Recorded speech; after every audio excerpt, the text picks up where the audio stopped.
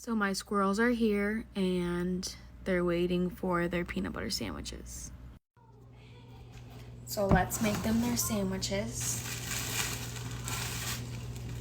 I'm just using up the rest of the bread. That's how fast we go through it. So, if you don't do this for your squirrels, they would greatly appreciate a quick peanut butter sandwich. Crying toddler. Unexpected visitor. We're cranky and teething molars. So this is how we're making the sandwiches today.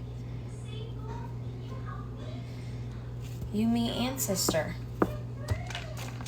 Ready to put our peanuts on? 10 seconds. Pause. Giving the squirrels their sandwiches. He's ready.